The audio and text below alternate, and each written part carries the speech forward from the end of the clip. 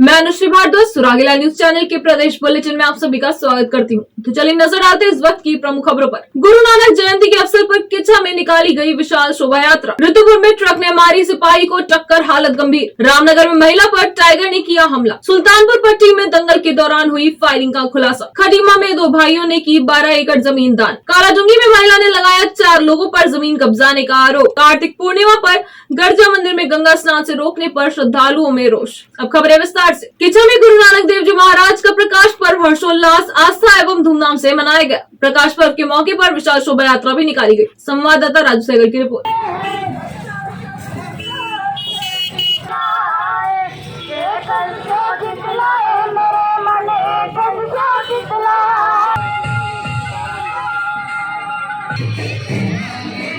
आज साहब श्री गुरु नानक देव जी महाराज का पावन दिहाड़ा है। साहब श्री गुरु नानक देव जी महाराज के उपलक्ष्य में आज एक विशाल नगर कीर्तन, जिसको हिंदी में हम लोग शोभा यात्रा भी कहते हैं, हर साल की तरह इस साल भी गुरुद्वारा सिंह सभा किच्चा से निकल रही है। 5 प्यारों की अगुवाई है। साहब श्री गुरु ग्रंथ साहब जी की छत्र छाया है। आज का महान अलौकिक नगर कीर्तन जो है, अगर दुनिया के किसी कोने में भी जो गुरु नानक नाम लेवा संगत बैठी है, क्योंकि साहब श्री गुरु नानक देव जी महाराज केवल सिखों के ही नहीं, सारी मानवता के साझे गुरु थे। वाहिगुरु जी का खालसा, वाहिगुरु जी की फतेह। आज गुरु नानक देव जी का प्रकाश पर्व है और पूरे शहर वासियों ने आज पूरी हर जगह स्टॉल लगा के सेवा की जा रही है। सभी समाज सेवी इसमें बढ़ चढ़कर हिस्सा ले रहे हैं और गुरु नानक देव जी के आज प्रकाश पर्व बहुत ही धूमधाम से मनाया जा रहा है। आज सेवा, चाय का और प्रसाद साथ में साथ संघ को बरताया गया। बढ़ चढ़कर सभी समाज सेवियों ने इसमें हिस्सा लिया। संकल्प गुरु नानक देव जी के रास्तों पे चलने का संकल्प लिया है सभी साध संगत जी ने। इसी तरीके से सभी समाज सेवा करते रहेंगे। ऋतुपुर के लालपुर चौकी स्थित टोल प्लाजा के पास ओवरलोड और संदिग्ध वाहनों की चेकिंग कर रहे एक सिपाही को ट्रक ने जोरदार टक्कर मार दी। घायल सिपाही को निजी अस्पताल में भर्ती कराया गया है, जहां उसकी हालत गंभीर बनी हुई है। वहीं पुलिस ट्रक चालक और ट्रक की तलाश में जुटी हुई है। संवाददाता दुर्गेश तिवारी की रिपोर्ट।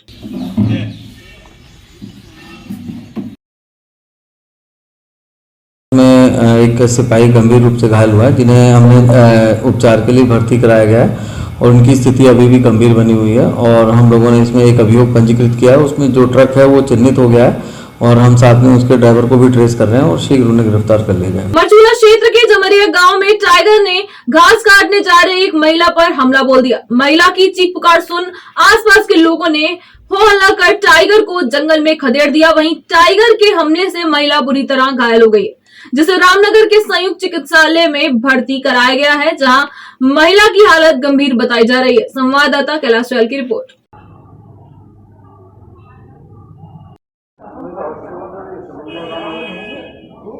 और ये अभी घटना हमारे कॉर्बेट टाइगर रिजर्व के मंदाल रेंज में है, जो कि आज सुबह एक महिला घास लेने गांव में गई थी, जिसके ऊपर टाइगर द्वारा ये हमला किया गया है और जिसे लेके जिसके उपचार कराने के लिए हम लोग रामनगर हॉस्पिटल में पहुंचे हैं। अभी डॉक्टरों का कहना है कि ब्लीडिंग थोड़ा ज्यादा हुई है और ब्लीडिंग को रोकने का उनका प्रयास है, तो जैसे ही रोकते हैं तो उसके बाद हमें सिचुएशन पता चलेगी। सुल्तानपुर पट्टी में आयोजित जिस कुश्ती दंगल का शुभारंभ कैबिनेट मंत्री चंदन रामदास और समापन तहसीलदार व सीओ ने किया, उसी दंगल समापन के दौरान अचानक कुश्ती दंगल के एक रियल दंगल का मैदान बन गया। इस कुश्ती दंगल में हुए बवाल के दौरान कई फायरिंग के बाद पुलिस के हाथ पांव फूल गए, जिसके बाद पुलिस ने आरोपी युवक को गिरफ्तार किया है। संवाददाता शुभम गंभीर की रिपोर्ट।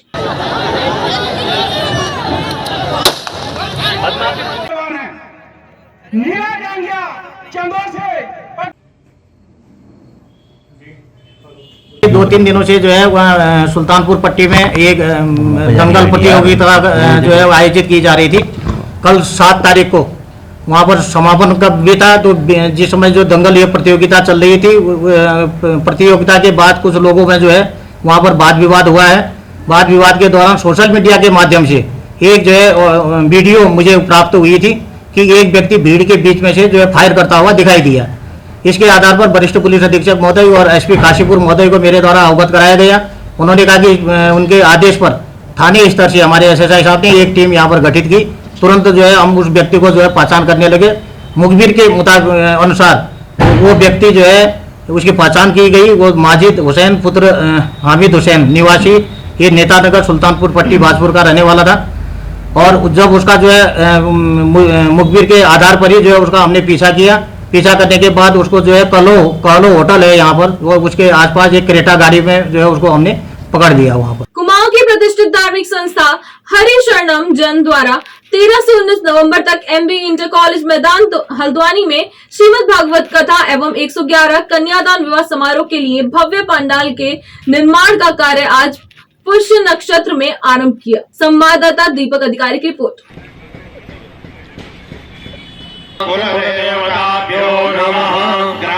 जय सनातन जय उत्तराखंड, ये हम लोगों ने इस कार्यक्रम का उद्देश्य रखा है। धार्मिक अनुष्ठान के रूप में भक्ति महोत्सव के माध्यम से हम इस हल्द्वानी क्षेत्र के सनातन धर्म के सभी अनुयायियों को लेकर के, किसी भी जाति के हों, किसी भी वर्ग के हों, किसी भी आयु के हों, हमारा उद्देश्य इतना है कि इस अनुष्ठान में बैठे हैं आकर के और ये अनुष्ठान सर्व का बनकर जाए। साथ में ही 111 गरीब कन्याओं का इसमें विवाह किया जा रहा है 19 नवंबर प्रातः 9 बजे। ये आयोजन ऐसा है जिसमें पूरे क्षेत्र की बेटियों का विवाह हम लोग यहाँ पर निःशुल्क कर रहे हैं और ये सारी बेटियाँ विदा होकर के पूरे भारतवर्ष में जा रही हैं। इस सारे आयोजन की शुरुआत हम लोगों ने वाल्मीकि समाज के माध्यम से हुई, जो कल धर्मध्वज यात्रा लेकर आएगा, जिसमें जिला नैनीताल, जिला उधम सिंह नगर के 2 से 3 हज़ार लोग शामिल हो रहे हैं। और 10 तारीख को वाहन रैली है जिसमें महिलाओं के द्वारा 501 की संख्या में कार्य चलाई जाएंगी और प्रांतीय उद्योग व्यापार मंडल की महिला इकाई इस आयोजन को संयोजित कर रही है। कालाडूंगी अंतर्गत ग्राम रामपुर पपाटकोट की महिला मीना देवी ने 4 दबंगों पर 14 बीघा जमीन पर जबरन कब्जा करने का आरोप लगाया है। पीड़िता ने बताया कि सुंदरलाल, लीलाराम, नवीन व गिरीश नाम के व्यक्ति द्वारा जबरन उसकी जमीन पर कब्जा करने का प्रयास किया जा रहा है और 20 लाख रुपए की मांग भी की जा रही है। पीड़ित महिला का कहना है कि आरोपियों द्वारा उसे फोन पर जान से मारने की धमकी भी दी जा रही है। संवाददाता कैलाश सोयल की रिपोर्ट। आपसे शादी की थी उन्होंने?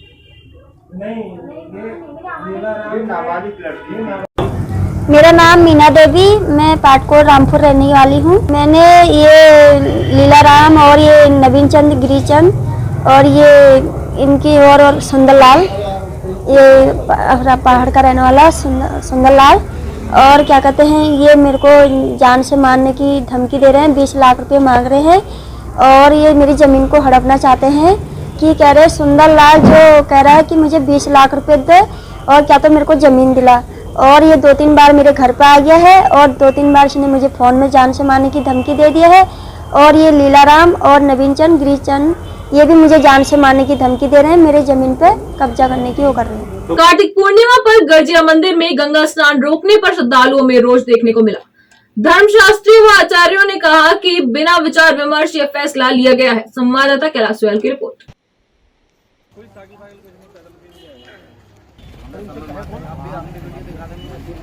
हम सर रुद्रपुर से आए हैं यहाँ पे गंगा स्नान करने के लिए गिरजा मंदिर में। यहाँ पे पुलिस वाले लोग हमको जाने नहीं दे रहे, गेट बंद कर रखे हैं। हम आए थे बहुत आशा लेके कि गंगा नहा के जाएंगे। और सर दूर दूर भी है, हरिद्वार भी है, ऋषिकेश भी है, सारी जगह लोग नहा रहे हैं। यहाँ पे हमें वापसी कर रहे हैं तो हम गंगा मैया को क्या बोले। हम आए थे आशा लेके नहाने, क्यों नहीं जाने दे रहे हम लोग। क्या है यहाँ पे 2:30 बजे के गिराने अभी से बंद कर रखे हैं इन लोगों ने। रुद्रपुर उधम सिंह नगर से आए हैं हम लोग। तो आज गंगा स्नान का पावन दिन था तो हम लोग स्नान करने आए थे और मत्था टेकने आए थे। लेकिन यहाँ आए तो सारी व्यवस्था ही दिख उल्टा है, किसी को जाने नहीं दे रहे हैं। बोल रहे कि चंद्रग्रहण में चलिए ठीक है मंदिर ना जाए, हम ऐसे स्नान तो कर दे सकते हैं। अभी इतनी दूर से हम पूरी फैमिली लेके आए हुए हैं, किराया भाड़ा सबको लगा के आए हैं। यह बहुत बड़ा दुर्भाग्य है क्योंकि हमारा गर्जिया माँ आस्था का केंद्र है। आज कार्तिक पूर्णिमा है, परंतु मंदिर समिति के लोगों द्वारा ये कहा गया है कि आज चंद्र ग्रहण है, जबकि चंद्र ग्रहण में केवल मंदिर सूतक होते हैं। मंदिर के जहां तक स्नान की बात है, चाहे सूर्य ग्रहण हो, चंद्र ग्रहण हो, उसमें गंगा स्नान का बहुत बड़ा महत्व है। और आज कार्तिक पूर्णिमा का दिन है। ये तो इसमें आज यहाँ पर पुलिस प्रशासन द्वारा यहाँ पर चाहे कोई यूपी से छुआर, रामपुर, टांडा, रुद्रपुर के लोग, तमाम लोग आए हैं, उनको यहाँ पर गर्जिया में जाने से रोका जा रहा है। ये कहा जा रहा है कि यहाँ पर एक तो चंद्र ग्रहण है और नंबर दूसरा यहाँ पर कुंड है। मैं कहना चाहता हूं कि अगर यहाँ पर कुंड बन गए हैं तो मेला समिति को वहां पर जेसीबी लगाकर उन गड्ढों को भरकर यहाँ पर मेला चलाना चाहिए था, जो कि लोगों का आस्था का केंद्र है। कहाँ हैं सब लोग? शाम की चाय तो एक साथ होनी चाहिए, सब लोग एक साथ बैठना ही नहीं चाहते। पापा, try this. लो, सब लपक लीजिए।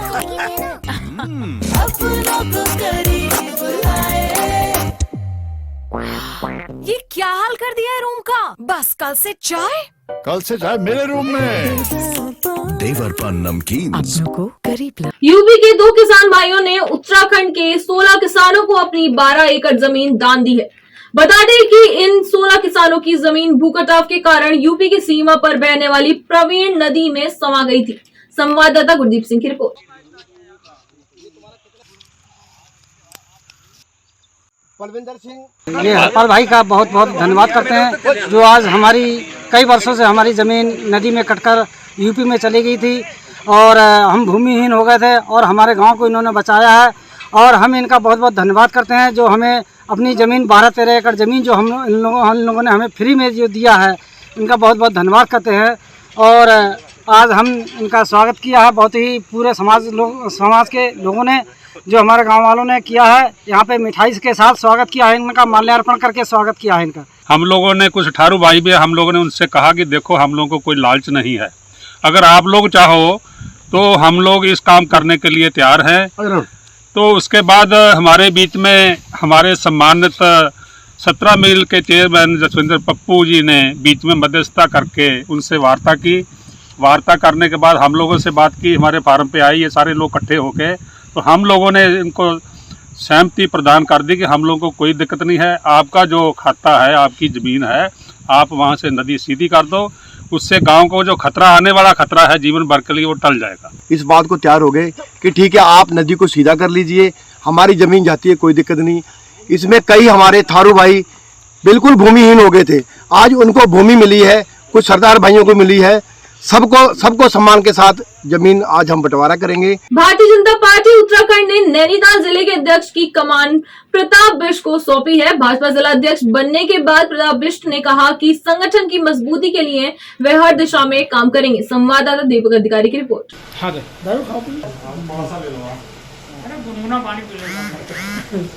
कार्यकर्ताओं को समय समय पर दायित्वों से इसलिए करती है, प्रत्येक कार्यकर्ता को दायित्व प्रदान करती है और इसी कड़ी में हमें भी आज इस बार दायित्व प्रदान किया है, दायित्व दिया है और मेरा निश्चित तौर पर ईमानदारी से इस दायित्व को निर्वहन करने का प्रयास रहेगा। मैं अपने शीर्ष नेतृत्व का, माननीय मुख्यमंत्री जी, हमारे प्रदेश के यशस्वी अध्यक्ष जी एवं सभी हमारे संगठन मंत्री जी और हमारे राष्ट्रीय अध्यक्ष जी और देश के हमारे यशस्वी प्रधानमंत्री श्री नरेंद्र मोदी जी का आभार व्यक्त करता हूं।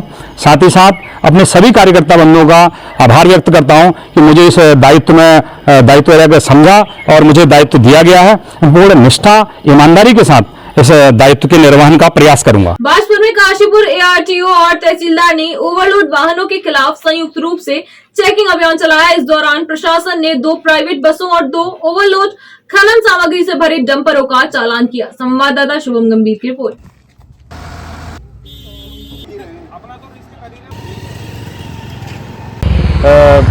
आज परिवहन विभाग और राजस्व विभाग की टीम की ओर से संयुक्त छापेमारी का कार्यक्रम किया जा रहा है। मेनली जो बसें हैं, जो हमारी हल्द्वानी, बाजपुर, काशीपुर, मेनली इस रूट की जो बसें हैं, क्योंकि काफ़ी समय से शिकायतें भी प्राप्त हो रही थी कि यहाँ पे जो वाहन चालक हैं वह क्षमता से अधिक वाहनों को, अपने यात्रियों को अपने वाहनों में परिवहन हो रहा है और जिससे कि किसी भी समय कोई भी बुरी घटना भी हो सकती है, जिससे हम मना नहीं कर सकते। अतः नियमानुसार जो भी है, जो इस प्रकार के वाहन जो पाए जा रहे हैं, जो ऐसी बसें जो ओवरलोड कर रही हैं, तो उनके खिलाफ नियमानुसार हम चालानी कार्रवाई कर रहे हैं। अभी तक हमने 2 बसें ओवरलोड जो थी और उन पर नियमानुसार कार्रवाई की है। और मैं ये भी बताना चाहूँगा कि ये जो हम ये किया जा रहा है, इसमें व्यक्ति स्वयं जागरूक रहे, बस चालक, बस जो आपके परिचालक हैं वे स्वयं जागरूक रहे, इस तरह की परिस्थिति ना करें। ये जनता के लिए भी अच्छा है, क्षेत्र के लिए भी अच्छा है। CIEMS और UIHMT ग्रुप ऑफ कॉलेज 300 छात्रों को उच्च शिक्षा के मुफ्त कोर्स करवाएगा। हल्द्वानी में क्यूट के चेयरमैन ललित जोशी और हिंदी सिनेमा के अभिनेता हेमंत पांडे ने प्रेस वार्ता करते हुए जानकारी दी कि कोविड-19 के दौरान अनाथ हुए बच्चे और गरीब निर्धन परिवारों के लिए यह मुहिम चलाई गई है। संवाददाता दीपक अधिकारी की रिपोर्ट। वो भी इस कार्यक्रम में रहे, तो आज चूंकि आपका अल्प समय में निःशुल्क उच्च शिक्षा, चिकित्सा शिक्षा, व्यावसायिक शिक्षा, IT की शिक्षा हम लोग हाई स्कूल और इंटर के बाद देने का काम कर रहे हैं और जिसका मुख्य उद्देश्य है कि देवभूमि उत्तराखंड के लिए जिन राज्य आंदोलनकारियों ने अपनी शहादत दी, उनके बच्चे कहीं न कहीं पारिवारिक रूप से अगर आर्थिक स्थिति अच्छी नहीं है तो उन राज्य आंदोलनकारियों को भी हम सम्मान के रूप में उनके बच्चों को पढ़ाना चाहते हैं। इस देवभूमि के लिए जिन लोगों ने बलिदान दिया, चाहे वो पुलिस में हो, आर्मी में हो, अर्धसैनिक के रूप में हो, उनके परिवार के बच्चों को भी कहीं न कहीं आर्थिक कारणों के बाद अगर वो उच्च शिक्षा प्राप्त नहीं कर पाते हैं तो उनको भी उच्च शिक्षा देने का हम प्रयास कर रहे हैं।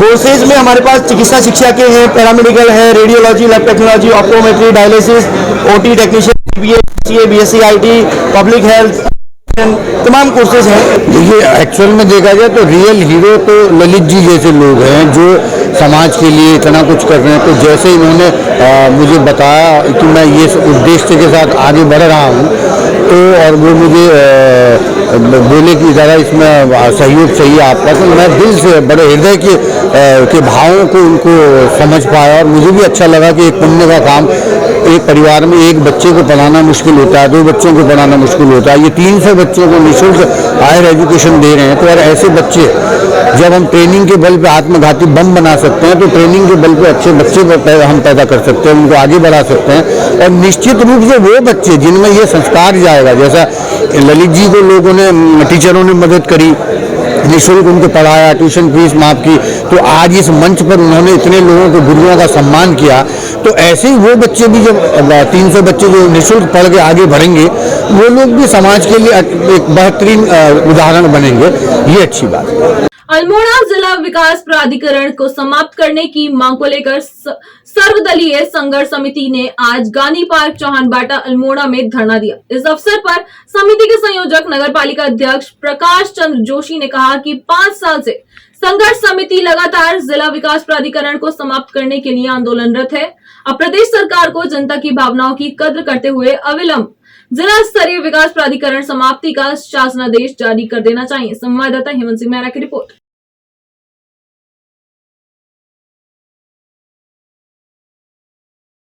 फिलहाल के लिए बस इतना ही। उत्तराखंड से जुड़ी सभी खबरों को जानने के लिए जुड़े रहिए सुराग न्यूज चैनल से। धन्यवाद।